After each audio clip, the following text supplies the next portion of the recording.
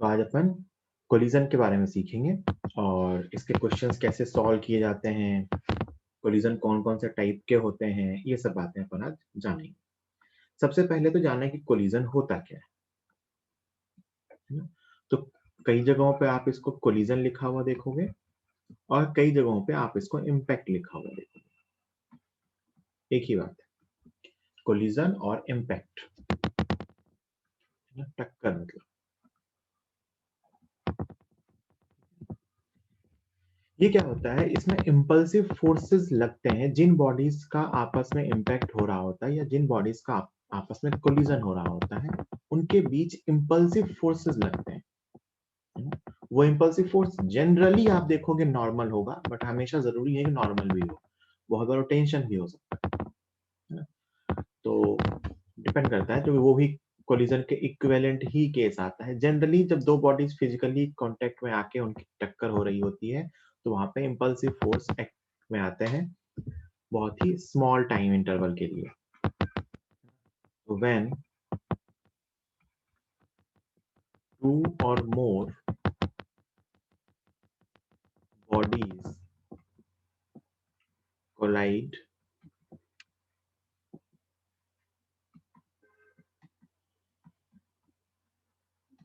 impulsive forces act between them. When two or more bodies collide, impulsive forces act between them for very small period of time. For very small period of time.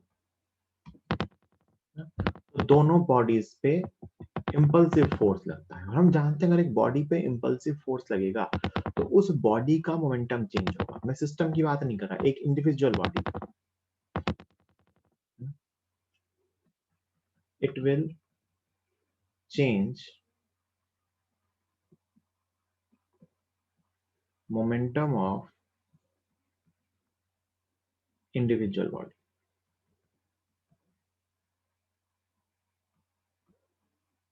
It will change momentum of individual body. तो टक्कर के बाद क्या होगी, individual body की momentum change होगी। Momentum is a vector quantity है ना, तो मैग्नीट्यूड भी चेंज हो सकता है, डायरेक्शन भी चेंज हो सकती है, दोनों चेंज हो सकती है। तो जब दो या दो से ज्यादा बॉडीज की टक्कर होती है तो उनके बीच इंपल्सिव फोर्स लगता है बहुत ही स्मॉल पीरियड ऑफ टाइम के लिए। It will change momentum of the individual body, और बहुत ही स्मॉल टाइम में ये इवेंट हो रहा होता है ना। तो कोलिजन उसी छोटे से इंसिडेंट को बोलते हैं जब टक्कर हुई थी। जब टक्कर होने आ रही थी, ये टक्कर के बाद की कहानी नहीं है, जिस ड्यूरिंग वो दोनों बॉडीज आपस में इंटरेक्ट कर रहे थे by means of impulsive force. जैसे मान लीजिए ये दो बॉल्स थी, एग्जांपल के लिए, ये आ रही थी 10 मीटर पर सेकंड से और ये जा रही थी 5 मीटर पर सेकंड से। टक्कर होगी नहीं होगी? टक्कर होगी या नहीं होगी?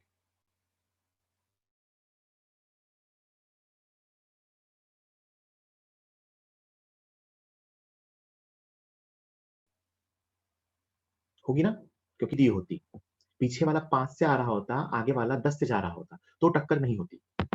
सोच के देखिए, मैं इनके नाम दे दूं, अगर ए और बी, अगर ए की वेलोसिटी 10 है, बी की वेलोसिटी 5 है, तो टक्कर होगी। लेकिन अगर ए की वेलोसिटी 5 होती और बी की वेलोसिटी 10 होती तो टक्कर नहीं होती। ये मैंने आपको काइनेमेटिक्स में लास्ट में सिखाया भी था कि टक्कर होने के लिए अप्रोच होनी चाहिए, याद है? उनको ज्वाइन करने वाली लाइन के लॉन्ग अप्रोच होनी चाहिए, तो तभी टक्कर पॉसिबल है, नहीं तो टक्कर पॉसिबल नहीं है। याद है अपन ने सीखा था, है ना? तो अगर आपसे मैं कहूं कि कोलिजन कब होगा, जब अप्रोच होगी, है ना? तो बीच में कुछ होगा, ये पहले की कहानी है, बीच में कुछ होगी कहानी, जब दोनों बॉडीज आपस में ऐसा टक्कर हो रही होगी, इस टाइम कुछ होगा। और फाइनली मुझे नहीं पता इनकी वेलोसिटीज क्या होंगी, केस डिपेंडेंट होती है। इसकी वेलोसिटी कुछ v1 होगी, इसकी वेलोसिटी कुछ v2 होगी, और अब फाइनली v2 की वैल्यू v1 से ज्यादा होगी। मतलब बाद में सेपरेशन हो रहा होगा और अभी अप्रोच हो रहा होगा। क्योंकि ऑब्वियस सी बात है, टक्कर होने से पहले वो पास आ रही होती हैं और टक्कर हो जाने के बाद वो दूर जा रही होती है ना? तो यहाँ पे this is before collision approach होनी चाहिए, and this is after collision separation होना चाहिए, and this is during collision. यही कोलिजन प्रोसेस है जिसके ड्यूरिंग की बॉडीज आपस में इंटरेक्ट करती हैं, इनके बीच इंपल्सिव फोर्सेस लगते हैं, बॉडी का डिफॉर्मेशन होता है ना? बॉडी डिफॉर्म होती है, बहुत सारी तरह की चीजें होती हैं जिसको अपन डिटेल में भी सीखेंगे। So this is the general process of collision. In general क्या हो रहा है इसको अपन और डिटेल में सीखने वाले हैं, ठीक है? कुछ इंपॉर्टेंट पॉइंट्स ध्यान रखेंगे। पहला, duration of collision is very small. Duration of collision is very small. Collision का ड्यूरेशन बहुत ही स्मॉल होता है ना? दूसरा, इसका ऑर्डर देखोगे तो वो कुछ मिली सेकेंड्स के ऑर्डर का आता है। दूसरा, if there are external forces, external non-impulsive forces, external non-impulsive forces like mg spring force, याद है? If there are external non-impulsive forces like mg spring force, we can neglect their effect. We can neglect their effect. क्यों? क्योंकि वो non impulsive है, वो non impulsive है और इस छोटे से टाइम में वो कोई इफेक्ट नहीं ला पाएंगे। If there are external non-impulsive forces like mg spring force, we can neglect their effect. क्यों? क्योंकि वो बहुत ही छोटे टाइम में बहुत सिग्निफिकेंट चेंज मोमेंटम में नहीं ला सकते हैं। एंड थर्ड, ये अभी आपको नहीं आएगा बहुत समझ में, बट फिर भी एज अ पॉइंट ध्यान रख लो, there may not be physical contact between bodies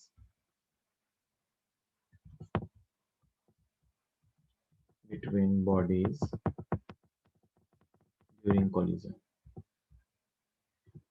charges का कोलिजन होता है उसमें वो डायरेक्ट फिजिकल कांटेक्ट में बहुत बार नहीं आ रहे होते हैं, बट वहां भी अपन कोलिजन मानते हैं क्योंकि उनके ऊपर भी इंपल्सिव फोर्सेस का इफेक्ट आ रहा होता है। तो कुछ केसेस ऐसे पॉसिबल हैं जहां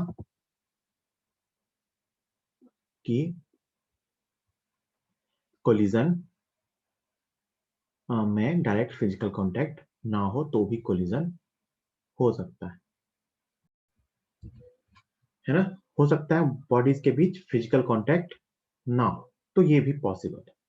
ठीक, तो ये अपन ने जनरल सी बात जानी कि कोलिजन क्या होता है, उसके ड्यूरिंग क्या क्या हो सकता है। बॉडीज के बीच इंपल्सिव फोर्सेस लगते हैं और उसके अकॉर्डिंग अपन डिफरेंट डिफरेंट केसेस में बॉडी के में क्या चेंज होगा उसको सीखेंगे कि बॉडी का मोमेंटम पहले क्या होगा और बाद में क्या। फिर एक दो डेफिनेशंस हैं उसको सीखेंगे। पहला है लाइन ऑफ मोशन। पहला क्या है? Line of motion. Line of motion, line of motion क्या होता है? ये वो लाइन होती है जिसके अलोंग कोलाइडिंग बॉडीज मूव करती है ना? ऐसा समझ लो कि ये क्या है, these are the lines along which center of mass of colliding bodies move. What is line of motion? These are the lines along which center of mass of colliding bodies move. जैसे मान लो दो bodies बिल्कुल आमने सामने से आ रही है, तो इसका सेंटर ऑफ मास यहाँ होगा, इसका सेंटर ऑफ मास यहाँ होगा, तो इसकी लाइन ऑफ मोशन ये होगी, इसकी लाइन ऑफ मोशन ये होगी। आमने सामने से आ रही है तो हो सकता है इनकी लाइन ऑफ मोशन सेम हो ना, ये ए है और ये B. This is line of motion, दोनों की सेम है, line of motion of A and B, this is line of motion. और एग्जाम्पल क्या हो सकते हैं लाइन ऑफ मोशन के? मान लीजिए बॉडीज ऐसे आ रही हैं, है ना, एक बॉडी ऐसे आ रही है, एक बॉडी ऐसे आ रही है, तो यहां दोनों की लाइन ऑफ मोशन सेम नहीं है ना? This is line of motion of A and this is line of motion of B, तो यहाँ पे दोनों की लाइन ऑफ मोशन डिफरेंट है ना? ऊपर वाले में दोनों की लाइन ऑफ मोशन सेम थी, यहाँ के दोनों की लाइन ऑफ मोशन डिफरेंट है। और एग्जांपल देखते हैं, जैसे मान लीजिए एक इंक्लाइन प्लेन है ना, इसके ऊपर यहां से एक बॉल को ऐसा ड्रॉप किया गया, this is the line of motion. ये क्या है? Line of motion. ये मान लो इंक्लाइन प्लेन वाले फिक्स्ड है, तो वर्टिकली आ रही है, तो लाइन ऑफ मोशन। तो सिंपल लाइन ऑफ मोशन क्या होता है? तो line of motion is the line along which center of mass of the colliding bodies is moving. कोई दिक्कत किसी को इसमें? कोई दिक्कत किसी को इसमें लाइन ऑफ मोशन में? ठीक है, नेक्स्ट।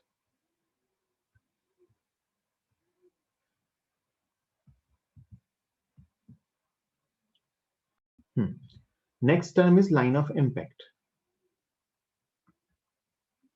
लाइन ऑफ इम्पैक्ट, इसको लाइन ऑफ इम्पैक्ट भी कहते हैं और इसको लाइन ऑफ कोलिजन भी कहते हैं। सबसे इंपॉर्टेंट इसी को पहचानना होता है। लाइन ऑफ मोशन तो साफ साफ देखी जाता है, दिस इज द लाइन, साथ साथ लिख लीजिए, this is the line along which forces of collision are acting.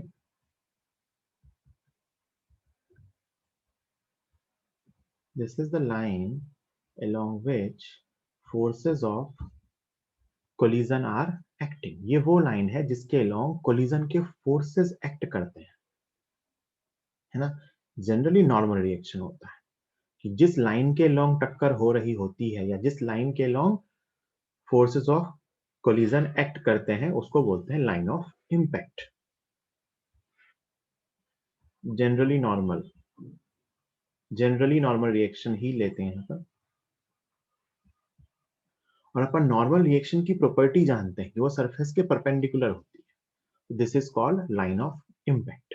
This is the line along which forces of collision are acting. जैसे यही केसेस अगर अपन वापस लें कि बॉडीज अगर आमने सामने से आ रही थी, तो सोचिए टक्कर इसी लाइन पे होगी, है ना? तो इम्पैक्ट के फोर्सेस इसी लाइन पे आएंगे। This is line of impact, इसी लाइन के लॉन्ग फोर्सेस आएंगे। दूसरा, मान लीजिए टक्कर ऐसे होने वाली है ना, ये बॉडी इधर से आएगी और ये बॉडी इधर से जाएगी, है ना? ऐसे जा रही दो बॉडीज, दिस इज ए और बी, इसको मान लें तो this is velocity of A and this is velocity of B. अब बहुत ध्यान से सुनिएगा, यहाँ पे जो नॉर्मल आएगा वो इस लाइन के लॉन्ग आएगा, so this is line of impact, है ना? वो तीसरा जो केस लिया था मैंने, इंक्लाइन प्लेन वाला, इसमें भी बॉडी ऊपर से ऐसे वर्टिकली आ रही है ना? तो जब इसका कोलिजन होगा तो नॉर्मल कहाँ आएगा? सरफेस के परपेंडिकुलर। नॉर्मल कहाँ आएगा? सरफेस के परपेंडिकुलर। मतलब वेलोसिटी तो इस तरफ होगी, लेकिन जो नॉर्मल आएगा वो इस तरफ आएगा। This is line of impact, this is velocity. ठीक है, तो ऐसे अपन लाइन ऑफ इम्पैक्ट पहचान सकते हैं। तो लाइन ऑफ इम्पैक्ट कौन सी लाइन होगी? जिसके अलोंग कोलिजन के फोर्सेस लगेंगे। और ये कैसे पहचानते हैं? तो एक तो अगर ये नॉर्मल रिएक्शन देखना है तो दोनों सरफेस पे परपेंडिकुलर होगी। कहाँ होगी? दोनों सरफेस पे परपेंडिकुलर। कोलिजन के जो भी फोर्स हैं वो इसी लाइन के अलोंग काम करते हैं। The forces of collision work along this line. बहुत इंपॉर्टेंट होता है इस लाइन को पहचानना, क्योंकि सुनना मेरी बात ध्यान से, यही वो इंपल्सिव फोर्स है जो इस लाइन के अलोंग आ रहा है, जो इंडिविजुअल बॉडी के मोमेंटम को चेंज कर रहा है ना। मतलब अगर मान लो बेटा ये दो बॉडीज कोलाइड हो रही हैं, ऐसे यहाँ इनकी कुछ टक्कर हुई, तो इसकी एक ही वेलोसिटी में जो भी चेंज होगा वो इसी लाइन के अलोंग होगा। इस लाइन के परपेंडिकुलर कोई चेंज नहीं होगा। क्यों? क्योंकि जो भी फोर्सेस लग रहे हैं वो इसी लाइन के अलोंग लग रहे हैं। इस लाइन के परपेंडिकुलर कोई फोर्स नहीं लग रहा है। ये बात समझ में आती है कि लाइन ऑफ इम्पैक्ट क्यों अलोंग है? क्योंकि कोलिजन के ड्यूरिंग इंडिविजुअल बॉडीज के मोमेंटम में जो भी चेंज आएगा that will always be along line of impact only। बोलो, समझ में आई ये बात कि this is the line along which the momentum of bodies will change। ठीक है, तो काफी इंपॉर्टेंट बात है। आगे आप चलोगे तो आपको धीमे धीमे इसकी और इंपॉर्टेंस समझ में आएगी, है ना। तो इसके बारे में अपन ऐसे ही कुछ इंपॉर्टेंट पॉइंट्स लिख लेते हैं। ऐसे पहला, this is the line, this is the line along which, this is the line along which momentum of individual bodies changes। This is the line along which momentum of individual body changes, है ना। क्यों? क्योंकि impulsive force इसी line के along होते हैं। दूसरा point, the momentum of individual body, the momentum of individual body will not change in direction perpendicular to line of impact। दूसरा पॉइंट भी इक्वली इंपॉर्टेंट है ना। The momentum of individual body will not change in direction perpendicular to line of impact. Line of impact के perpendicular direction में body का momentum change नहीं होगा। बार बार मैं इंडिविजुअल बॉडी लिख रहा हूँ क्योंकि फोर्सेस दोनों बॉडी पे हैं, है ना। तो ये वो लाइन है जिसके अलोंग इंडिविजुअल बॉडी का मोमेंटम चेंज होता है। इस लाइन के परपेंडिकुलर डायरेक्शन में इंडिविजुअल बॉडी के मोमेंटम में कोई चेंज नहीं आएगा। एक और पॉइंट लिख रहा हूं, if one of the two colliding bodies,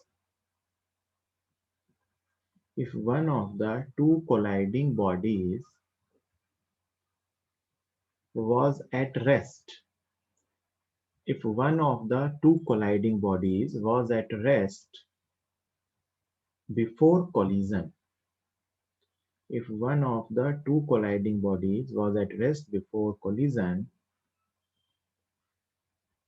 it will always move along, it will always move along line of impact after collision, it will always move along line of impact after collision। ये बात मानते हो क्या? अगर एक body रुकी हुई थी तो टक्कर के बाद ये हमेशा लाइन ऑफ इम्पैक्ट के अलोंग जाएगी। क्यों? क्योंकि फोर्स ही उसी तरफ आया और जिस तरफ फोर्स आएगा उसी तरफ उसको मूव कराएगा। जैसे मान लो कैरम का गेम हो, एक कॉइन अपने पास ये है और एक कॉइन अपने पास ये है। अपन इसको इस तरफ हिट करते हैं, है ना, और ये रेस्ट पे है। ठीक, तो ये जो कॉइन है जो रेस्ट पे है, इसका नाम दे देते हैं ए और बी। बी वाला कॉइन किस तरफ जाएगा, है ना, फील करके। तो जब ये दोनों बिल्कुल कांटेक्ट में आ जाएंगे, जब ए वाला बी वाले को जस्ट हिट करेगा, जस्ट कोलिजन हो रहा है, जस्ट कोलिजन हो रहा है, तो जो बी पे फोर्स आएगा वो कहाँ आएगा? लाइन ऑफ इम्पैक्ट के long, and this is line of impact. तो जो बी में मोशन आएगी वो हमेशा इस तरफ होगी। आफ्टर कोलिजन बी की वेलोसिटी हमेशा इस तरफ होगी। ए का क्या होगा वो देखेंगे, है ना। ए की वेलोसिटी लाइन ऑफ इम्पैक्ट के लॉन्ग चेंज होगी, लाइन ऑफ इम्पैक्ट के परपेंडिकुलर चेंज नहीं होगी, but this was line of impact, तो बी हमेशा लाइन ऑफ इम्पैक्ट के लॉन्ग ही जाएगा। ये बात समझ आई क्या? क्योंकि वो रुका हुआ था, उस पे जो भी फोर्स आया वो आया ही इसी तरफ, तो जाएगा भी उसी तरफ। तो सोच के देखो, जो भी कैरम के एक्सपर्ट प्लेयर्स होते हैं, है ना, वो ऐसे ही अगर उनको दिख रहा हो कि भाई मुझे वो कॉइन जो है उसको मुझे पॉकेट में भेजना है, इसका मतलब उनकी कैलकुलेशन, उनका हाथ इतना सधा हुआ होता है कि उनको ये पता होता है कि अगर मैं यहाँ हिट करूंगा तो लाइन ऑफ इम्पैक्ट ये है। So they use this line of impact. उन्हें ना भी पता हो तो बाय प्रैक्टिस उन्हें ये चीज का अंदाजा होता है कि अगर मुझे इस लाइन पे उसे भेजना है तो मुझे कहाँ हिट करना पड़ेगा। फील आ रही है इस चीज की? कि अपन देखते हो ना कि बहुत एक्सपर्ट लोग बहुत बार सीधा मारते हैं और वो उस लाइन में जाती है ना। कैसे? क्योंकि उनको पता है कि वो ऐसे निशाना लगाएंगे कि लाइन ऑफ इम्पैक्ट उस लाइन के लिए। बात समझ आई? फिजिक्स ये सब कुछ, बाकी सब बेकार है ना? जो रियल लाइफ में तुम्हें दिखता है वो सब कुछ फिजिक्स है ना। मैं तुम्हें रियल लाइफ के एग्जांपल समझाऊंगा। केमिस्ट्री मैथ वाले समझा ही नहीं सकते, उनके पास है ही नहीं बेचारों के पास। मैथ वालों के पास तो बिल्कुल नहीं है, तो उसमें कोई रियल लाइफ एग्जांपल नहीं होता है, और केमिस्ट्री में आधी चीजें तो याद करनी है। ठीक है, चलो भाई, मोल दिखते नहीं है, रिएक्शंस पता नहीं चलती है, तो क्या करोगे?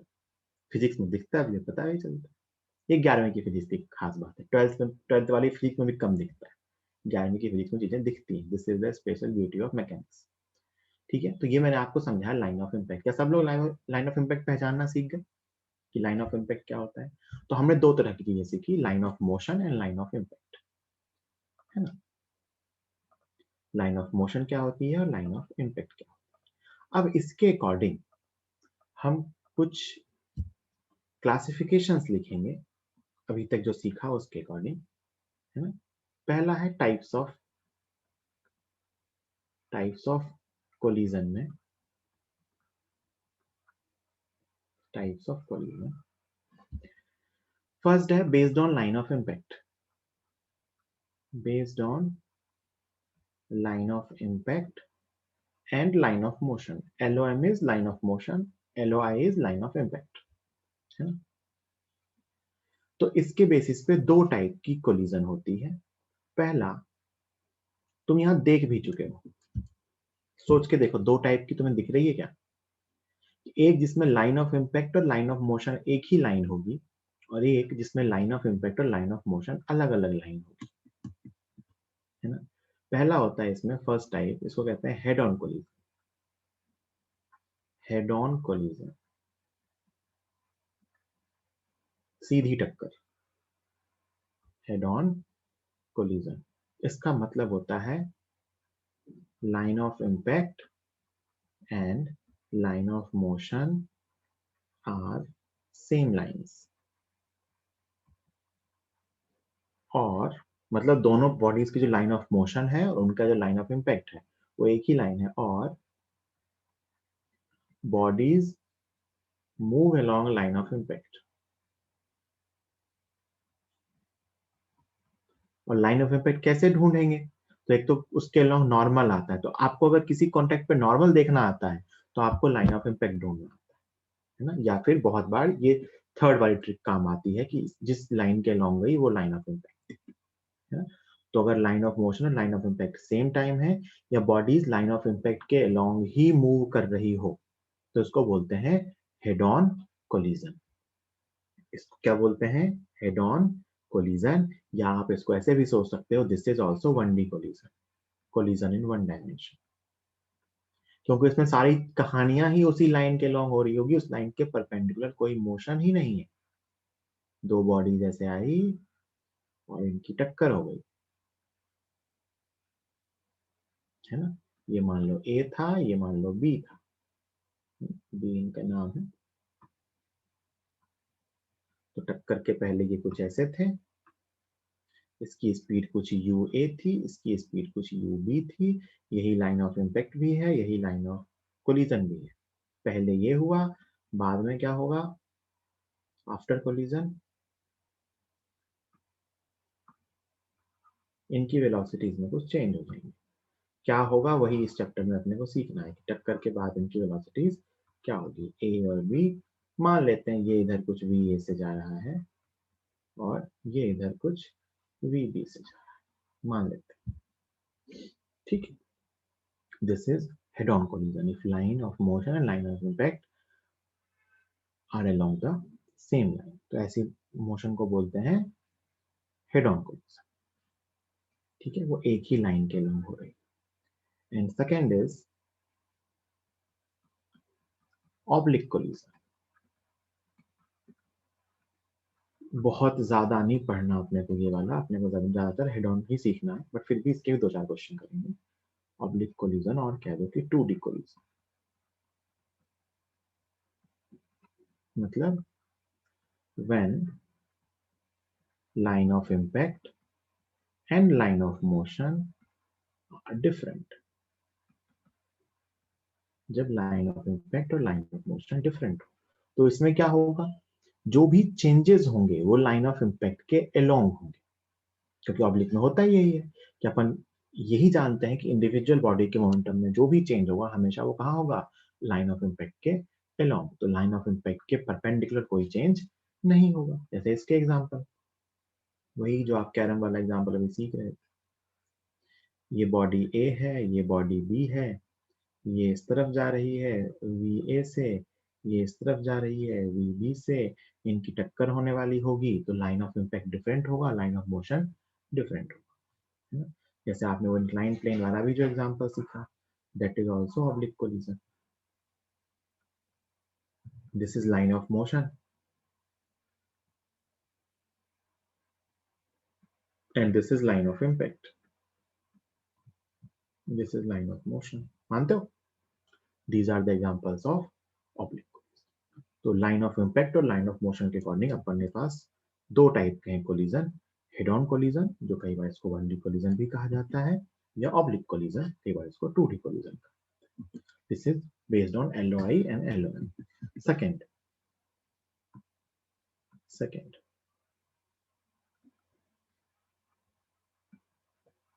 based on energy before and after collision, before and after collision। देखो, कोलिजन के प्रोसेस में होता क्या है पहले ये समझ लो एक बार, अभी हल्का सा थ्योरेटिकली, कि दो बॉडीज की जब टक्कर होती है तो कोलिजन के ड्यूरिंग क्या होता है ना, बॉडीज में डिफॉर्मेशन होता है। बिना डिफॉर्मेशन को कंसीडर किए हम कोलिजन की प्रोसेस को एक्सप्लेन ही नहीं कर सकते। और दुनिया में हर बॉडी का डिफॉर्मेशन होता है। हम रिजिड बॉडी कह तो देते हैं, but rigid body is a hypothetical concept, है ना। दुनिया में कोई भी बॉडी रिजिड नहीं है। जो मोस्ट रिजिड बॉडी जिसका एग्जांपल हम लेते हैं दैट इज डायमंड, है ना। बट डायमंड भी ऑलमोस्ट रिजिड है, बट उसमें भी बहुत हाई इम्पैक्ट पे डिफॉर्मेशन हल्का सा तो होगा। हाँ, आपको वो विजुअल नहीं होता है ना। जैसे मान लो लोहा है ना, आयरन का एक पीस है, तो अपन ये कहते हैं कि आयरन हार्ड है, आयरन रिजिड है, बट सोच के देखो मैं उसकी जगह पर एक हैमर खींच के मार दूं उस पर, है ना, तो उस पर गड्ढा बन जाता है। मतलब वो डिफॉर्म हो सकता है, डिपेंड करता है वो इम्पैक्ट कितना है या इम्पल्सिव फोर्स कितना है। तो डिफॉर्मेशन के ड्यूरिंग हमेशा डिफॉर्मेशन सॉरी कोलिजन के ड्यूरिंग हमेशा हमें डिफॉर्मेशन को कंसीडर करना होता है। मतलब उसके बिना ये थ्योरी एक्सप्लेन ही नहीं की जा सकती है, इसकी चीजें एक्सप्लेन नहीं होंगी, है ना। या अपन आगे कोलिजन प्रोसेस को भी समझेंगे तो और डिटेल में जानेंगे। So there is always deformation. जब कोई चीज डिफॉर्म होती है ना तो उसके अंदर पोटेंशियल एनर्जी स्टोर होती है। जैसे ऐसा मान लो कि जो आपके पास एक बॉल है ना, आपके पास एक बॉल है। जब मान लो ये बॉल जो है ना, एज्यूम करना कि बहुत सारी स्प्रिंग से मिलके बनी हुई, इसके अंदर बहुत सारी स्प्रिंग्स हैं, एक्चुअली बॉन्ड्स हैं ना, एंड बॉन्ड का बिहेवियर स्प्रिंग के जैसा होता है। तो जब मैं इस बॉल को डिफॉर्म करूंगा तो वो सारी स्प्रिंग कंप्रेस वम्प्रेस होगी, मानते हो ना? तो उसके अंदर एक तरह से पोटेंशियल एनर्जी स्टोर होती है, that is known as elastic potential energy, that is known as elastic potential energy. तो एक तरह की पोटेंशियल एनर्जी स्टोर होती है, या इसके अंदर एक तरह की एनर्जी स्टोर होती है। तो जब कोई बॉडी डिफॉर्म होती है तो उसके अंदर वो एनर्जी स्टोर होती है ना। ये डिफॉर्मेशन के ड्यूरिंग। डिफॉर्मेशन के बाद क्या होगा, मान लो बॉडी पूरी तरह से डिफॉर्म हो गई। जब बॉडी पूरी तरह से डिफॉर्म होती है तो खूब एनर्जी स्टोर हो गई, मतलब पहले वो बॉडी की काइनेटिक एनर्जी के फॉर्म में थी, कोलिजन के ड्यूरिंग उसमें से थोड़ी एनर्जी कहाँ गई, डिफॉर्मेशन में, है ना। फिर क्या हुआ, अब कोलिजन की प्रोसेस खत्म होगी, तो कोलिजन की प्रोसेस खत्म होगी तो अब वो एनर्जी वापस मिलनी चाहिए। कुछ केसेस में ऐसा में होता है, कुछ केसेस में ऐसा नहीं होता है। मतलब जितनी एनर्जी कोलिजन के ड्यूरिंग डिफॉर्मेशन में गई थी, कई बार वो एनर्जी वापस आ जाती है पूरी की पूरी 100%। कई बार वो एनर्जी वापस नहीं आ पाती है, डिफॉर्मेशन रह जाता है ना। कई बार उस एनर्जी का लॉस हो जाता है हीट के, साउंड के, इनके फॉर्म।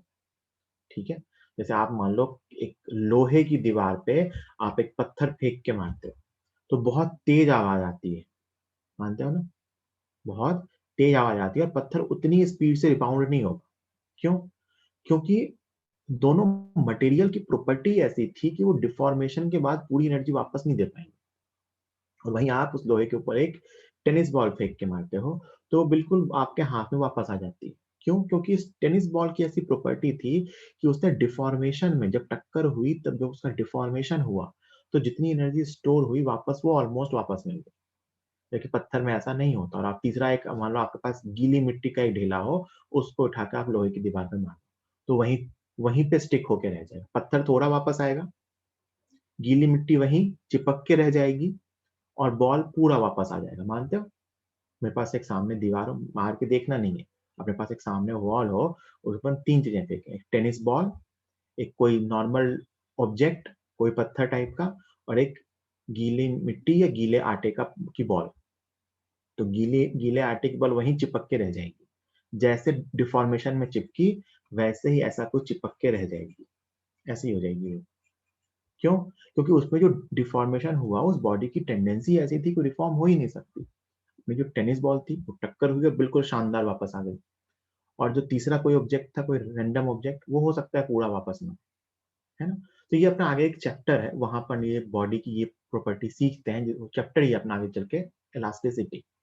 अभी बस अपने को ये समझना है कि बिना डिफॉर्मेशन की थ्योरी को समझे, समझे नहीं माने, कि हम अगर नहीं मानेंगे कि डिफॉर्मेशन होता है तो कोलिजन के केस को एक्सप्लेन ही नहीं कर सकते, हमें मानना ही पड़ेगा। ये बात समझ में आती है? ठीक है। तो एनर्जी के अकॉर्डिंग अगर कोलिजन के ड्यूरिंग जितनी एनर्जी गई थी वो पूरी की पूरी एनर्जी वापस मिल सकती है, हो सकता है वापस ना भी मिले, और हो सकता है कुछ मिले और कुछ ना मिले। तो 3 टाइप के कोलिजन होते हैं। पहला होता है इलास्टिक कोलिजन, इलास्टिक कोलिजन, है ना। If all the kinetic energy is recovered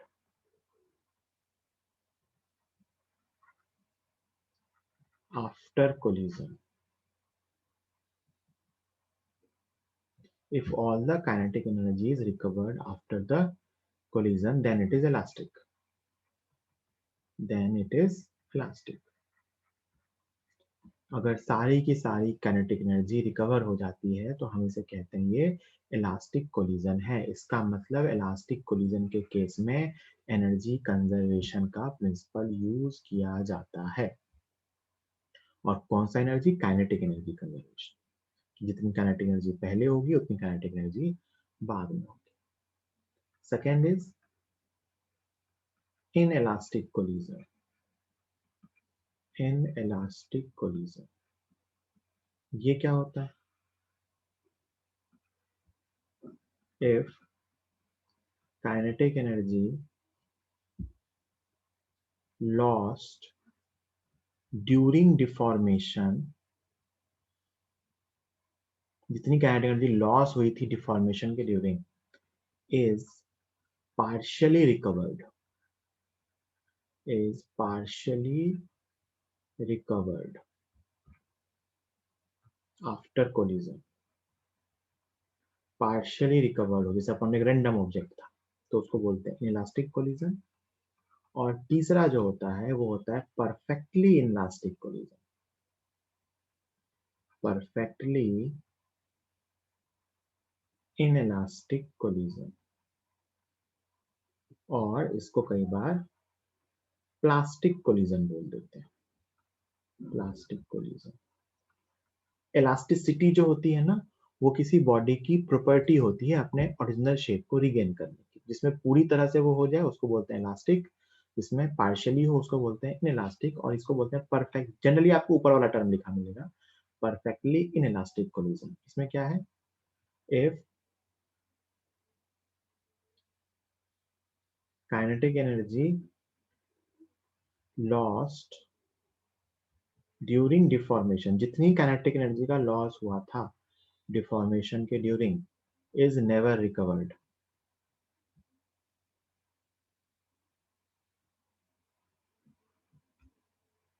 मतलब उसका कहीं लॉस हो जाएगा, उसका कहीं हीट में लॉस हो जाए, साउंड में लॉस हो जाए, जहां भी लॉस हो जाए। तो उसके अकॉर्डिंग ये तीन टाइप के कोलिजन होते हैं, elastic collision, inelastic collision and perfectly inelastic collision.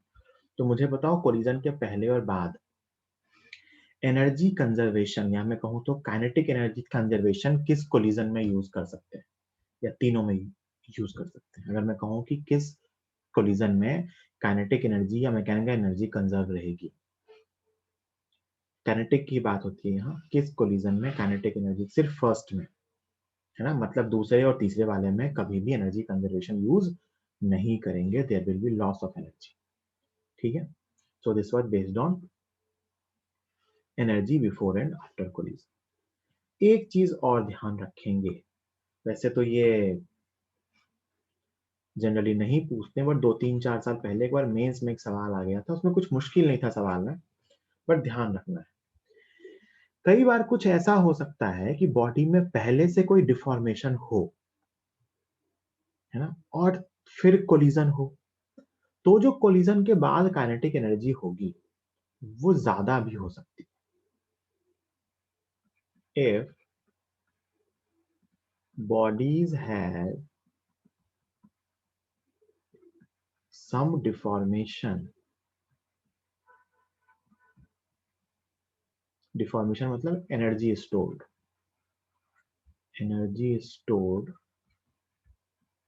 Before collision. If bodies have some deformation or energy stored before collision and it is also recovered after collision, it is also recovered after collision, then final kinetic energy may be greater than initial kinetic. If bodies have some deformation before collision, then it is also recovered after collision, then final kinetic energy may be greater than initial kinetic energy. जैसे एक simple सा mechanical example लेके बताता हूँ कि आप सोचना कि ऐसे में क्या हो सकता है।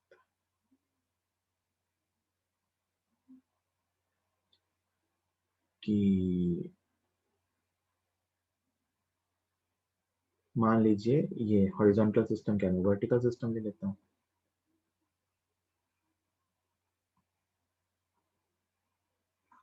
मान लीजिए वर्टिकल सिस्टम में एक स्प्रिंग है और यहां से मैंने एक धागा बांध रखा है, and spring is compressed, spring is compressed, spring compressed है। ठीक है, स्प्रिंग अभी क्या है, कंप्रेस्ड है। और मैंने क्या किया, कि इसके ऊपर इधर से एक कोई भी बुलेट या कुछ भी आई, इसको हिट करती है ना, और उस इम्पैक्ट के ड्यूरिंग ये धागा टूट जाता है, उस इम्पैक्ट के ड्यूरिंग ये धागा टूट जाता है। ठीक, तो अब आप सोच के देखिए, और मैं मान रहा हूं कि इसकी दोनों की टक्कर में कोई एनर्जी लॉस नहीं हो रहा, बुलेट नहीं है, कोई ब्लॉक मान लो, छोटा सा ब्लॉक, मैं इस लार्ज ब्लॉक के ऊपर एक छोटा सा ब्लॉक ड्रॉप करता हूं और उस इम्पैक्ट के ड्यूरिंग ये धागा टूट जाता है, तो क्या होगा? तो स्प्रिंग में जो एनर्जी स्टोर थी, मतलब जो पहले से डिफॉर्मेशन था, वो भी इस सिस्टम की काइनेटिक एनर्जी के फॉर्म में हमें बाद में मिलेगी, है ना? तो इस केस में जो एनर्जी है वो एक तरीके से बाद में ज्यादा भी मिल सकती है। ये कंसेप्ट तभी यूज करेंगे, ये चीज तभी, बस आपको ये पता होनी चाहिए कि कभी ऐसा लिखा हुआ भाई एनर्जी बढ़ गई, इसका मतलब मान लेंगे कि पहले से कुछ डिफॉर्मेशन था, और ज्यादा दिमाग नहीं लगाना, जनरली क्वेश्चन इसका आता ही नहीं है, 0.001% चांस है कभी कोई क्वेश्चन इस पे बेस्ड आया तो, अदरवाइज यही पूछेगा। एक बार बस मेंस में एक क्वेश्चन आ गया था, पूछा भी नहीं था, उसमें बस दिया था कि पहले की एनर्जी इतनी है, बाद की एनर्जी इतनी है, तो डेटा ऐसा था कि ऐसा लग रहा था काइनेटिक एनर्जी इंक्रीज हो गई, तो लोगों के मन में सवाल आया ऐसा कैसे हो रहा है, तो ऐसा ऐसे हो सकता है कि पहले से कोई डिफॉर्मेशन हो गया, जैसे मान लो कोई ऐसा सिस्टम कि जमीन पे एक ब्लॉक रखा हो, स्प्रिंग कंप्रेस्ड हो, और यहाँ हमने एक लॉक लगा रखा हो, कोई स्टॉपर लगा रखा हो, और स्प्रिंग अभी कंप्रेस्ड, जमीन पे एक लॉक या स्टॉपर लगा रखा है जिसने इस ब्लॉक को ऐसा रोक रखा है। अब क्या हुआ, इधर से एक और ब्लॉक आया और उसने इसको टक्कर मारी, और टक्कर मारते ऐसा हुआ कि लॉक ओपन हो गया, है ना? फिर क्या होगा, ये जो स्प्रिंग की थी एनर्जी वो भी एक तरह से हमें कोलिजन के बाद मिल जाएगी। ठीक, तो ऐसा हो सकता है कि कोलिजन के बाद कभी क्वेश्चन में दे रखा हो कि एनर्जी इंक्रीज हो गई, तो इसका मतलब ये है कि उस सिस्टम में कहीं ना कहीं से पहले एनर्जी कुछ डिफॉर्मेशन की थी, वो भी रिकवर हो गई। बात समझ आ गई है?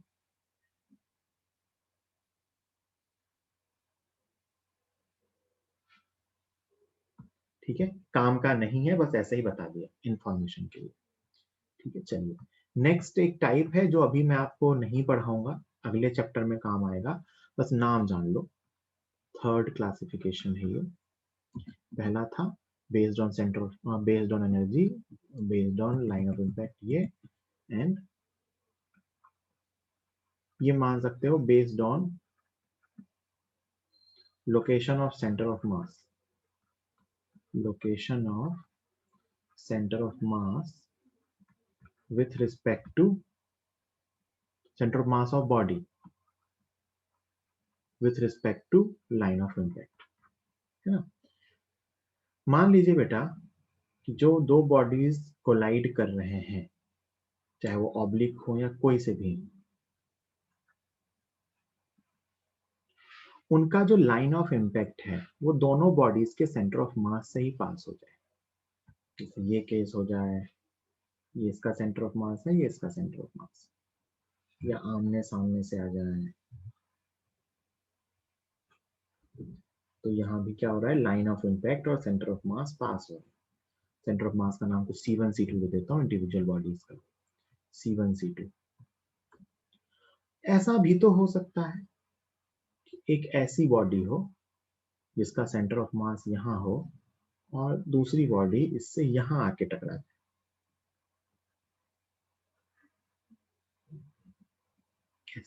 जैसे एक रॉड हो, उससे एक बॉल यहाँ आके टकरा जाए, this is line of impact, ये ऑलमोस्ट फ्लैट है, और ये इसका सेंटर ऑफ मास है, ये इसका सेंटर ऑफ मास है, ये इसका सेंटर ऑफ मास है, ये इसका सेंटर ऑफ मास।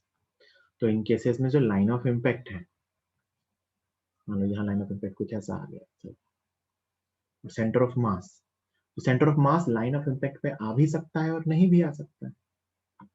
क्या डिफरेंस दिख रहा है अपने को इन दोनों केसेस में? Centre of mass is on line of impact of bodies, bodies का centre of mass line of impact पे है, और इसका centre of mass line of impact पे नहीं है। Centre of mass of body is not on line of impact. आपको इन दोनों केसेस में क्या डिफरेंस दिख रहा है? सोचो जरा, इन दोनों टक्कर के केस में क्या डिफरेंस आएगा? मैं तो कहता हूं, मुझे ऐसा दिख रहा है कि दूसरे वाले केस में बॉडी जिस बॉडी का centre of mass line of impact पे नहीं है, उसके घूमने की टेंडेंसी होगी, तो तरह से घूम भी जाएगी। जैसे रॉड पे लगेगा ना बॉल, तो रॉड घूम भी जाती है। यही होता है क्या? लेकिन फर्स्ट केस में घूमेगी नहीं, फर्स्ट केस में घूमेगी नहीं, बस यही होता है। इसलिए ये नेक्स्ट चैप्टर में पढ़ते हैं, क्योंकि ये रोटेशन के सब वहां भी सबसे लास्ट में सीखेंगे इसको, है ना। तो इसमें इफेक्ट ऑफ रोटेशन आ जाता है। क्या आ जाता है? Effect of rotation. इसको बोलते हैं eccentric collision. Eccentric collision, eccentric collision का मतलब जो लाइन ऑफ इम्पैक्ट है वो सेंटर ऑफ मास पे नहीं आ रहा है, तो बॉडी में रोटेशन का इफेक्ट आ जाएगा, और इसको बोलते हैं सेंट्रल इम्पैक्ट। इसको बोलते हैं इसेंट्रिक इम्पैक्ट, और इसको बोलते हैं सेंट्रल इम्पैक्ट। अभी अपने को सिर्फ सेंट्रल इम्पैक्ट पढ़ना है, कहीं लिखा नहीं आएगा सेंट्रल इम्पैक्ट, अपने को मानना ही है बाय डिफॉल्ट की सेंट्रल इम्पैक्ट। सेंट्रल इम्पैक्ट का मतलब सेंटर ऑफ मास जो है दोनों बॉडीज के, वो लाइन ऑफ इम्पैक्ट पे ही है, मतलब घूमने वाला इफेक्ट नहीं आएगा। ये क्वेश्चन अपन कहाँ लेंगे? रोटेशन चैप्टर में। कहाँ लेंगे? रोटेशन चैप्टर में, मतलब अगला चैप्टर में, वो भी सबसे लास्ट में जाके, जब एक बॉडी पे यहाँ हिट करेगा। तो based on location of centre of मास, तो सेंट्रल इम्पैक्ट भी हो सकता है और एसेंट्रिक इम्पैक्ट भी हो सकता है। तो अभी अपन एसेंट्रिक इम्पैक्ट की बात नहीं करेंगे, अभी अपन बस सेंट्रल इम्पैक्ट की ही बात, ठीक है। तो ये अपनी कहानी हो गई कोलिजन के टाइप्स की। अगला है कोलिजन प्रोसेस। क्या है? Collision process. बहुत ध्यान से सुनना कोलिजन प्रोसेस के बारे में। क्या हुआ?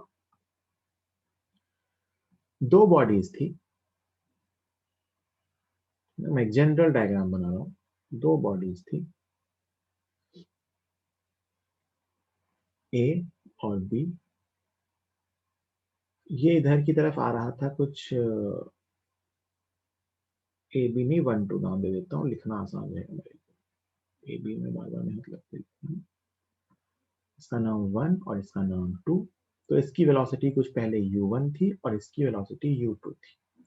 अगर इनका कोलिजन होने वाला है, तो मैं कहूंगा ये पक्की सी बात है फर्स्ट स्टेप में कि u1 u2 से कम होना चाहिए, मतलब u2 should be greater than u1, sorry less than, ताकि अप्रोच हो। u2 should be less than u1 ताकि अप्रोच हो, है ना। तो पहले तो ये थी, दोनों बॉडीज दूर दूर जा रही थी। दूसरी स्टेप क्या हुआ कि दो वन ने टू को हिट किया और डिफॉर्मेशन हो रही है।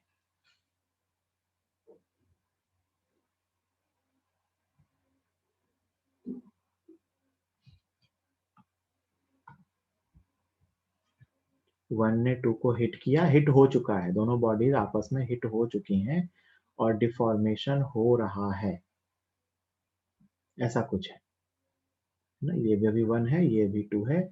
इसकी वेलोसिटी अभी u1 डैश है, इसकी वेलोसिटी अभी u2 डैश है ना।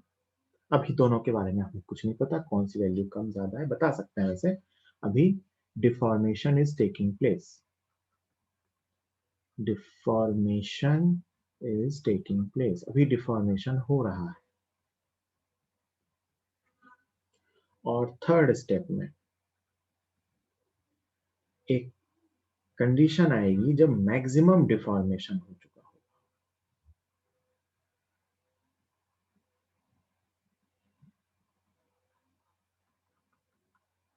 मैक्सिमम डिफॉर्मेशन मतलब जितना हो सकता है उतना हो गया होगा, और जब मैक्सिमम डिफॉर्मेशन हो चुका होगा तो ये दोनों कॉमन वेलोसिटी से जा रहे होंगे, दोनों की वेलोसिटी सेम होगी। बोलो मानते हो क्या?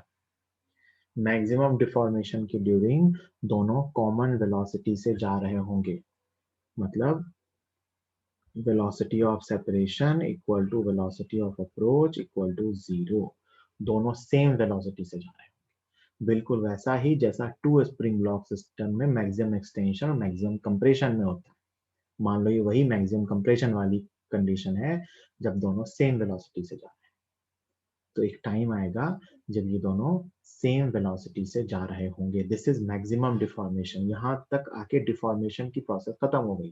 पहला वो पास आ रहे थे, दूसरे में अभी डिफॉर्मेशन हो रहा है, तीसरे में वो पूरी तरह से डिफॉर्म हो चुके हैं, है ना। अब क्या होगा, अब इसके बाद कहते हैं रिफॉर्मेशन होगा, मतलब बॉडीज वापस आएंगी, या उसको बहुत बार रेस्टिट्यूशन भी बोल देते हैं। This is maximum deformation. Maximum deformation मतलब अभी जो काइनेटिक एनर्जी है उसका सबसे ज्यादा पार्ट जो पोटेंशियल एनर्जी में जा सकता है वो जा चुका है। मतलब इस केस में मिनिमम काइनेटिक एनर्जी है, मिनिमम काइनेटिक एनर्जी, या मैं इसको बोलूं तो maximum possible energy in deformation. Deformation में जितनी ज्यादा एनर्जी जा सकती है उतनी जा चुकी है। This is the case of maximum deformation. इस टाइम पे minimum kinetic energy of bodies, bodies की काइनेटिक एनर्जी मिनिमम है, क्योंकि maximum possible energy in deformation, deformation जितना ज्यादा डिफॉर्मेशन की एनर्जी उतनी ज्यादा, है ना। तो यहां से यहां आया, ठीक है, 1 से 3। मैं आपसे पूछूं इम्पल्स ऑफ डिफॉर्मेशन लिख सकते हैं क्या अपन, इम्पल्स ऑफ डिफॉर्मेशन,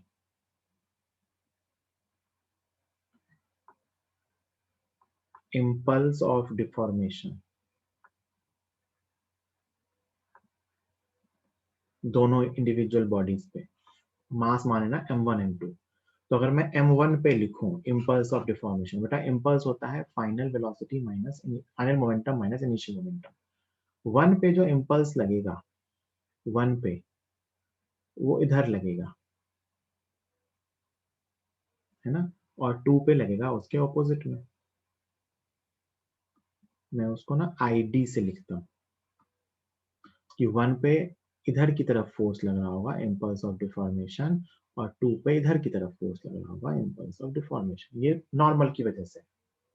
तो मैं अगर वन पे लिखूं इम्पल्स ऑफ डिफॉर्मेशन तो क्या आएगा, M1 फाइनल वेलोसिटी मतलब V common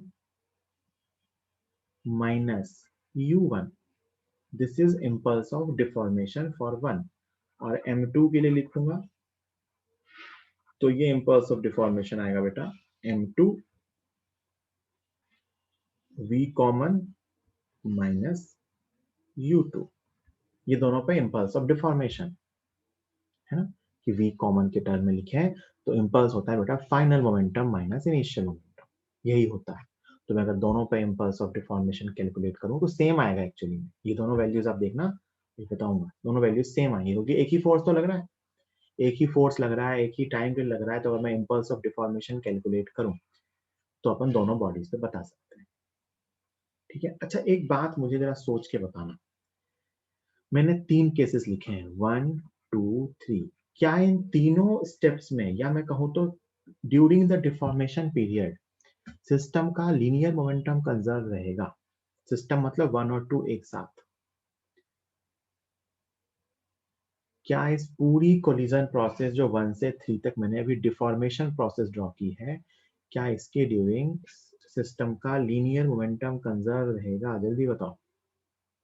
this is deformation process, deformation process, क्या इस डिफॉर्मेशन प्रोसेस के ड्यूरिंग सिस्टम का लीनियर मोमेंटम कंजर्व रहेगा, आंसर है हाँ, क्योंकि सिस्टम पे कोई फोर्स नहीं है बाहर से, जो भी फोर्सेस है इंटरनल है। अच्छा रुक जाना, क्या सिस्टम की काइनेटिक एनर्जी कंजर्व है 1 से 2, 2 से 3 में, क्या सिस्टम की काइनेटिक एनर्जी कंजर्व है, नो।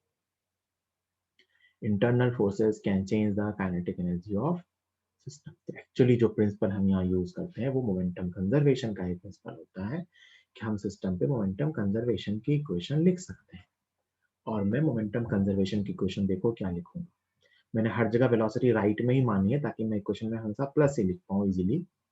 तो मैं मोमेंटम कंजर्वेशन की इक्वेशन लिख सकता हूँ, ऊपर लिख दे रहा हूँ m1u1 प्लस m2u2 पहले केस में is equal to m1u1 dash plus m2u2 dash बीच वाले केस में is equal to m1 plus m2 into v common.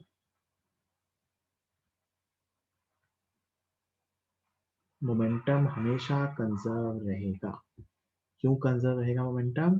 क्योंकि सिस्टम पे कोई हॉरिजॉन्टल में फोर्स नहीं है। यहां से आप बहुत इजीली v कॉमन निकाल सकते हो, m1u1 plus m2u2 upon m1 plus m2। और ये v कॉमन आ गया, ये बहुत इंपॉर्टेंट है थर्ड स्टेप, क्योंकि यही वो स्टेप है। ये v कॉमन निकालना बहुत आसान है, मानते हो? v कॉमन कैसे निकालेंगे? Using momentum conservation. आपसे पूछते हैं बताओ जब सिस्टम की मैक्सिमम जब सिस्टम की काइनेटिक एनर्जी मिनिमम थी तब सिस्टम की स्पीड कितनी थी? तो अपन सीधा बता सकते हैं कि उस टाइम पे दोनों सेम वेलोसिटी से जा रहे हैं। जब मैक्सिमम डिफॉर्मेशन होगा तो दोनों सेम वेलोसिटी से जा रहे होंगे, सिस्टम की काइनेटिक एनर्जी मिनिमम होगी, स्टोर्ड पोटेंशियल एनर्जी मैक्सिमम होगी। और एक बार अपने को v कॉमन पता चल गया तो अपन इम्पल्स ऑफ डिफॉर्मेशन भी बता सकते हैं दोनों बॉडीज पे। साइन डिफरेंट आएंगे क्योंकि एक पे राइट में है, एक पे लेफ्ट में है ना। This is deformation process. Deformation process में कोई दिक्कत किसी को? एक्चुअली इसमें मोमेंटम कंजर्वेशन वैलिड है दोनों बॉडीज पे, क्योंकि हॉरिजॉन्टल में कोई फोर्स नहीं है। एनर्जी तो कंजर्व है नहीं है, क्योंकि वही तो हो रहा है डिफॉर्मेशन में, काइनेटिक एनर्जी डिफॉर्मेशन में चली गई। कोई डाउट किसी को यहाँ तक? तो मैं नेक्स्ट पेज पे चलूँ, लिख बाद में लेना। कोई डाउट किसी को? अभी मैं उल्टा बताऊंगा, वापस जब ये बॉडीज डिफॉर्म से वापस नॉर्मल शेप में आएगी। कोई डाउट किसी को? हर स्टेप में मोमेंटम कंजर्व है ना, हमेशा मोमेंटम कंजर्व। अब देखना दूसरा, इसको बहुत जगह रिफॉर्मेशन लिख देते हैं, बहुत जगह रेस्टिट्यूशन बोल लिख देते हैं, एक ही बात है, रिफॉर्मेशन और रेस्टिट्यूशन प्रोसेस। रिफॉर्मेशन का मतलब होता है वापस आना, रेस्टिट्यूशन का मतलब ये होता है जैसा था वैसा वापस हो जाना। तो हम थर्ड स्टेप तक थे पहले कि 1 2 3 तक आ गए थे, अब हम 3 से ही आगे चलेंगे, है ना। 3 के बाद क्या होगा? तो थर्ड स्टेप में क्या था कि मैक्सिमम डिफॉर्मेशन हो चुका था दोनों बॉडीज का, ये बॉडी 1 ये बॉडी 2, और ये कॉमन वेलोसिटी से जा रहे थे। This is third step and this is maximum deformation. अब क्या होगा? रिफॉर्मेशन होगा फोर्थ। द बॉडीज अपने शेप को गेन करने की तरफ जा रही होगी। तो कुछ हद तक गेन हो गया है, ये 1 और 2, वापस 1 2 को उधर धक्का दे रहा होगा, 2 1 को इस तरफ धक्का दे रहा होगा, है ना। इसकी वेलोसिटी अभी कुछ v1 डैश मानते हैं, इसकी वेलोसिटी अभी कुछ v2 डैश मानते हैं, ठीक है। अभी क्या है? Reformation is taking place, reformation is taking place. इस पे इम्पल्स ऑफ रिफॉर्मेशन अभी भी इधर ही लगेगा, इस पे इम्पल्स ऑफ रिफॉर्मेशन अभी भी इधर ही लगेगा ना, कि फोर्स तो इस तरफ ही आ रहा होगा, अभी भी नॉर्मल रिएक्शन धक्का ही तो देगा दोनों पे। और पांचवें स्टेप, जब रिफॉर्मेशन कंप्लीट हो चुका है, दोनों बॉडीज अपनी शेप में वापस आ गई, दिस इज 1 दिस इज 2, और फाइनली इसकी स्पीड v1 और इसकी speed v2। Reformation is complete, reformation is complete. तो एक्चुअल में समझे तो 5 स्टेप की प्रोसेस है। पास आ रहे थे, टक्कर हुई, और second 2 3 4 is the process of collision, और 1 पहले था, 5 बाद में था, और पक्के से रिफॉर्मेशन कंप्लीट हो गई है। So there must be separation between the bodies. तो v2 की वैल्यू v1 से ज्यादा होनी चाहिए, क्योंकि बॉडीज की टक्कर के बाद बॉडीज दूर जाती हैं। Separation between bodies, separation between bodies, टक्कर के बाद बॉडीज दूर जाती हैं, दिस इज रिफॉर्मेशन प्रोसेस। मैं आपसे पूछूं इम्पल्स ऑफ रिफॉर्मेशन कैसे लिखोगे, इम्पल्स ऑफ रिफॉर्मेशन, है ना? तो अगर मैं m1 पे लिखूं, m1 पे, तो इसकी वेलोसिटी v कॉमन से v1 हो गई। काइनेटिक एनर्जी सेम नहीं होगी बेटा, मास डिफरेंट भी तो हो सकते हैं। क्या सेम होगा? वेलोसिटी सेम होगी। मैक्सिमम डिफॉर्मेशन में दोनों की वेलोसिटी सेम होती है सृष्टि, ना कि kinetic energy. Kinetic energy half m v square होती है। क्या जरूरी है दोनों सेम होगी? नहीं। ठीक है। इम्पल्स ऑफ रिफॉर्मेशन, तो m1 रिफॉर्मेशन के बाद वेलोसिटी v1, रिफॉर्मेशन के पहले वेलोसिटी v कॉमन। साइन के साथ लिखेंगे, ऑब्वियस सी बात है। और m2 पे लिखेंगे इम्पल्स ऑफ रिफॉर्मेशन,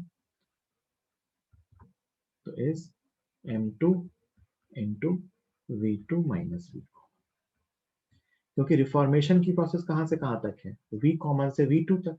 डिफॉर्मेशन की प्रोसेस कहां से कहां तक है? u1 और u2 से लेके v कॉमन तक। This is the process of reformation, मतलब कोलिजन के बाद ये हुआ, है ना?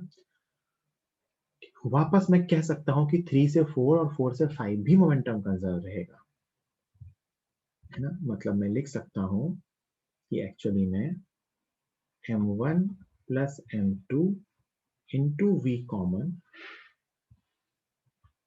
Is equal to m1 v1 dash plus m2 v2 dash is equal to m1 v1 plus m2 v2। इन तीनों स्टेप में भी मोमेंटम कंजर्व रहेगा। और एक्चुअली में मैं अगर इनिशियल से फाइनल कहूं तो मैं लिख सकता हूं कि m1 u1 plus m2 u2 initial momentum is equal to m1 plus m2 into common velocity is equal to m1 v1 plus m2।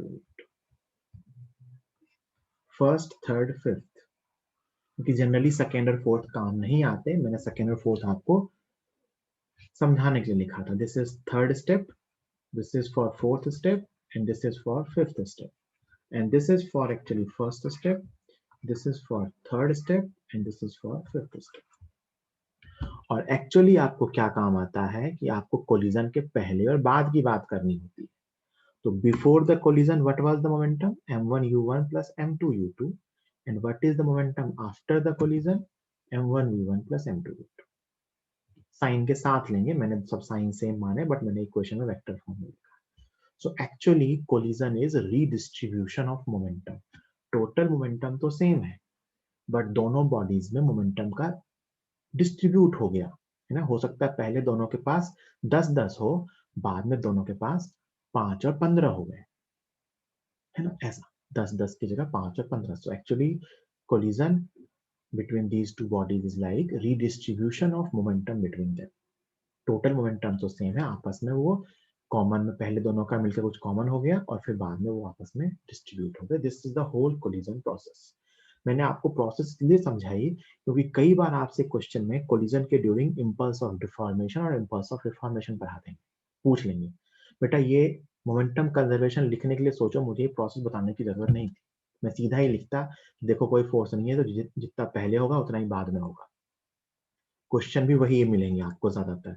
But कई बार कुछ अच्छे क्वेश्चंस पूछ लेते हैं एग्जाम में, इसमें आपको बीच की कहानी पे कभी इंपल्स पूछ लेंगे, कभी बीच में पूछेंगे मतलब इस टाइम पे वेलोसिटी क्या होगी, भाई बोल देंगे कोलिजन के ड्यूरिंग एक इंस्टेंट है जब एक पार्टिकल की वेलोसिटी ये है, तो बताओ दूसरी की वेलोसिटी क्या होगी। उसके लिए कहानी पता होनी चाहिए कि पहले बॉडीज आ रही थी, डिफॉर्मेशन होना स्टार्ट हुआ, मैक्सिमम डिफॉर्मेशन हुआ, रिफॉर्मेशन होना स्टार्ट हुआ और पूरी तरह से रिफॉर्म हो गया, है ना? क्या इस पूरे प्रोसेस में 1 से 5 तक एनर्जी कंजर्व रहेगी? मतलब क्या केस 1 की काइनेटिक एनर्जी और केस 5 की काइनेटिक एनर्जी सेम रहेगी? क्या केस 1 में जो काइनेटिक एनर्जी थी और केस 5 में जो काइनेटिक एनर्जी थी वो सेम रहेगी? रह भी सकती है और नहीं भी रह सकती। It will depend on type of collision. अगर कोलिजन इलास्टिक होगा तो 1 और 5 की एनर्जी सेम होगी, अगर कोलिजन इनइलास्टिक होगा तो 1 और 5 की एनर्जी सेम नहीं होगी, 5 की एनर्जी 1 से कम होगी, है ना? लेकिन मोमेंटम सेम रहेगा। और बेटा एक चीज और ध्यान रखना, जो परफेक्टली इनइलास्टिक कोलिजन होता है ना, वो तो थर्ड स्टेप पे ही खत्म हो जाता है। उसमें डिफॉर्मेशन होता है, रिफॉर्मेशन होता ही नहीं। जैसे आपने वो गीली मिट्टी उठा के दीवार पे मारी, वो चिपक गई, है ना, there will be no separation. वो चिपक गए और जो मैक्सिमम डिफॉर्मेशन है वो रह गया। तो inelastic, perfectly inelastic collision solve करना तो बहुत ही आसान है, फर्स्ट से थर्ड तक की प्रोसेस खत्म। Impulse of reformation is zero, है ना। तो अगर कभी परफेक्टली इलास्टिक की बात हो तो उसमें यही होता है, क्वेश्चन में लिखा होता है assume that bodies stick together, इसका मतलब परफेक्टली इलास्टिक कोलिजन है। या फिर ऐसा लिखा होता है कि assume that bodies are undergoing perfectly inelastic collision, तो मान लेना है दोनों चिपक गए और दोनों की वेलोसिटी सेम हो गई। इसमें काइनेटिक एनर्जी का मैक्सिमम लॉस होता है, मैक्सिमम लॉस होता है, क्योंकि वो काइनेटिक एनर्जी जहां गई वापस आई नहीं। ठीक है, this is the basic thing, maximum loss of kinetic energy. ये अपनी कोलिजन प्रोसेस थी, इम्पल्स ऑफ डिफॉर्मेशन और इम्पल्स ऑफ रिफॉर्मेशन। मैं यहीं पे एक लाइन और लिख दे रहा हूं, कई बार ऐसा लिखा मिलता है कि during collision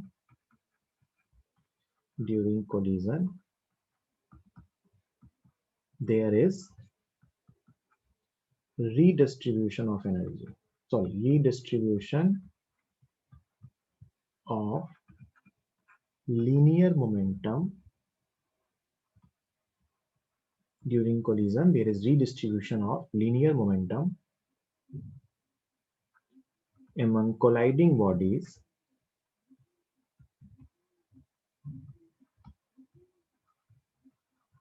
along line of impact, line of impact के along लीनियर मोमेंटम का रीडिस्ट्रीब्यूशन होता है। लाइन ऑफ इम्पैक्ट के परपेंडिकुलर तो कुछ होगा ही नहीं, मोमेंटम जितना था उतना ही रहेगा। ठीक है, तो कोलिजन के क्वेश्चंस में एक तो अपन मोमेंटम कंजर्वेशन यूज कर सकते हैं अगर दो फ्री बॉडीज का कोलिजन हो रहा है तो, है ना। ड्यूरिंग कोलिजन मतलब यहाँ पे मैं क्या लिख रहा हूँ, for two free bodies, for two नहीं, फॉर फ्री बॉडीज। अगर बॉडीज फ्रीली मूव करके टक्कर हो रही है तो मोमेंटम कंजर्वेशन यूज कर सकते हैं। अच्छा तुम तो एक बात बताओ मुझे कि एक बॉल की दीवार से टक्कर हुई ना, U1 से, ये वॉल है, क्या इसमें मोमेंटम कंजर्व रहेगा सिस्टम का? क्या इसमें मोमेंटम कंजर्व रहेगा? नहीं रहेगा।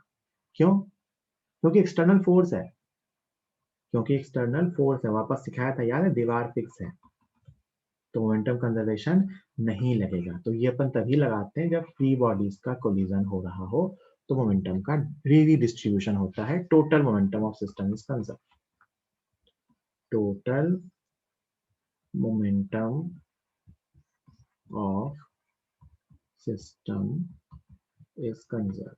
ले दे के प्रिंसिपल यही है कि हम मोमेंटम कंजर्वेशन का प्रिंसिपल यूज करने वाले हैं, क्योंकि बॉडीज पे कोई एक्सटर्नल फोर्स नहीं, एक्सटर्नल इंपल्सिव फोर्स।